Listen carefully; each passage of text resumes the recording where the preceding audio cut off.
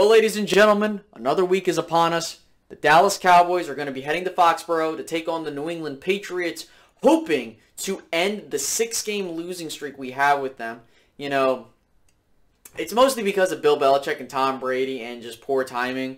The last time we played was 2 years ago in that monsoon, which Dallas really had a chance in that game, and we could have won, if not for the monsoon. But the last time Dallas beat New England was 1996. Okay, I wasn't even born. A lot of other Cowboys fans my age were born. I think Dak was born, but he was like a year old. That goes to show you how long it's been. I mean, then that goes into like talking about with Denver, but that's a whole nother conversation because we'll have a crack at them as well to end a streak there. But I'm really excited to where we can finally get a crack at Belichick, and this is going to be probably the best opportunity to beat him. Now, it's not guaranteed. I think this has crap game written all over it because you're going up against one of the best coaches in the NFL, albeit with a weaker roster. Their defense has been playing okay. Mac Jones has been up and down this year. I think that the main thing that when you look at the Patriots is that they abandoned the running game relatively quickly. They have a lot more pass attempts than running attempts this season, and I think that the goal for Dallas would be to halt New England's running game and try to make Mac Jones beat you. And look, Mac Jones looks decent. He doesn't look terrible by any means, but he could be playing better with all due respect. And a lot of these rookie quarterbacks are going through the motions. And I think that Dallas has a prime opportunity to really take it to him. And do I think Dallas is going to blow out New England? No, I don't think they're going to blow out New England. Do I think they'll win decently? Yeah, I think they'll win by a comfortable margin. Maybe, a one-score game type of thing. But when you look at this game, I think that Dallas is going into it. And now keep in mind the weather situation. It's sunny as right now. It's going to be sunny, no crazy weather, stuff like that, which is great. And the magnitude of this game, I feel like this is, and a shout out to Simon Says, me and him were actually conversating earlier today as of this recording, and we talked about this being the turning point game. Like, what does it mean in terms of a turning point game? You probably know what I'm getting at, but I'll explain it in case you're wondering what I'm getting at. The Dallas Cowboys typically have the hallmark games to where it defines them as a team, puts everything together, and really cements who they are. And right now, going back into history, you look at, 2009, for example, a hallmark win. Granted, it was later in the season, but it was against the Saints. That said, okay, the Cowboys are a legit team that year, and it's not like it's, December they collapsed. That's a huge game there.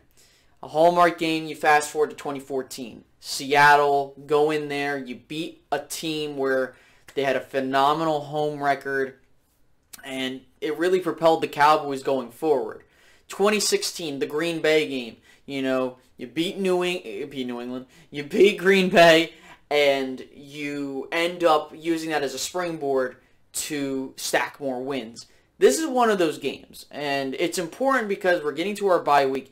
Dallas going into the bye week at 5-1. Not that, 4-2 would be terrible, but I think that if Dallas is looking to just close and slam the door on any chance that anybody else in the division has a chance at catching up to Dallas, this is the time to do it.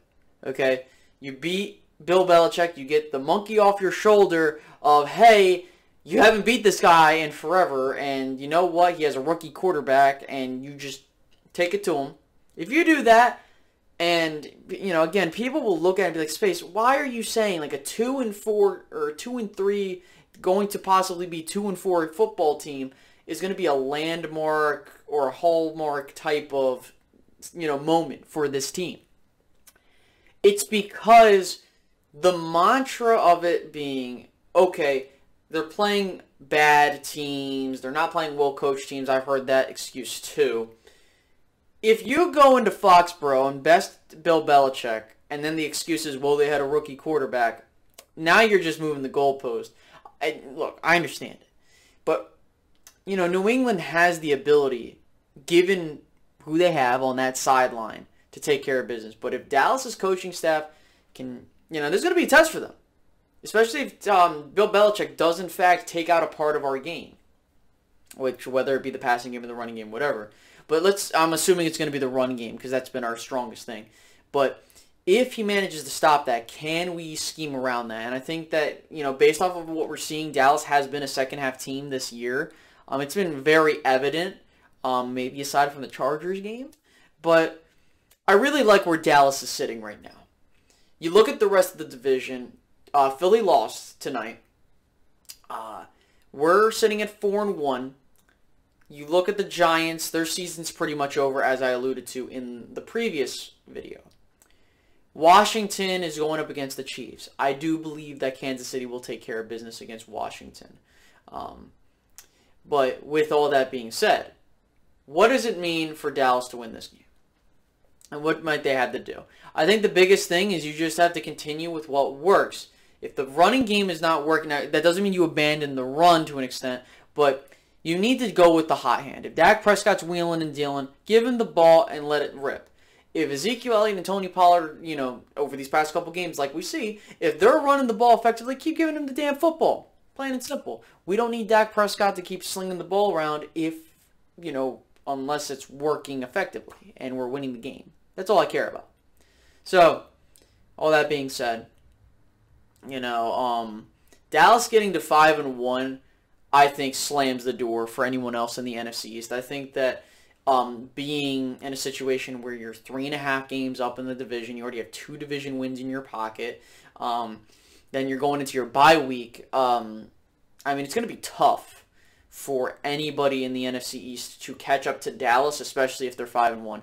Even if they're 4-2, there's still a slight possibility, but I think that Dallas, if they're going to lose a game, I think I predicted them to be 4-2, if I recall. Yeah, I predicted them to be 4-2 by the bye week.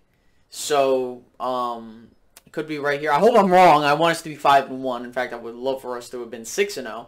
But if Dallas is 5-1, we're set. I think that you look at the next list of opponents. You got the Vikings after the bye week, and then you got the Broncos, and then the Falcons. You have these other teams on their radar, and you could see the schedule opening up for the Cowboys, especially Minnesota's been up and down. Then you look at a team like Denver, who's been up and down. Atlanta has been up and down. Dallas, after getting through that first stretch of games where you're playing, solid, great to solid teams in Carolina, Tampa Bay, the Chargers, getting past those, getting past those teams was a huge testament to where I felt this team was. And then the fact that you're beating the crap out of the bad teams shows me that, look, something's, I've never seen that with a Cowboys team. They usually would let, one of these little teams linger around, and then you might beat them by like a touchdown or two. They're just flat out destroying people. But the number one thing we have to do is keep the foot on the gas and don't look back. If you end up putting the pedal to the metal in this game, which you should, put New England out of their misery, and let's get to 5-1. This is a huge game. I think that we have the opportunity to do it. I think we will do it. I'm confident about this team. And it's the first time I felt this way about a team in a long time. Honestly, I would say 2014 was the only other time where I believed that the team could come back and win a game. And as well as 2016, but this is more than that. You get a different vibe. You have a quarterback. Not saying that the other, rookie Dak and best we've ever seen Tony Romo was any indication of being terrible. I'm not trying, or have no confidence in that. It's just that I'm a lot more comfortable with where we stand right now. Dak Prescott is now a proven elite quarterback that can take care of business. We have a running game that is, bar none, the best in the NFL. You have an offensive line that's doing its thing. And I understand that Tyron Smith's dealing with that issue with the neck. And again, as of this recording, don't know what's going on. But Dallas has the opportunity to really just get back on track in the sense of being a consistent football team. You know, a consistently good football team. They're so far on track being great this year. But what I want to see going forward is consistency. And I think that, you know, the Cowboys have an opportunity, as I scratch my eye, to develop a new culture that we're seeing under Mike McCarthy, to where this team can be a consistent playoff team, and more importantly, a consistent football program that's doing good things, staying in games they're supposed to stay in. Dallas has not lost, knock on wood, Dallas has not lost a game yet by double-digit points. They've only lost one game this season by a game-winning field goal by 2 points. That's the only loss Dallas has had. Every other win that Dallas has had has been, you know, either dominating or in a one-possession game-winning field goal, for example, by the Chargers. But, you know, I don't really have much more to say other than, look, we got some business to take care of. Let's take care of New England. And, yeah, I hope you guys enjoyed this video. I'll catch you guys later. Have a good one, guys. Bye-bye.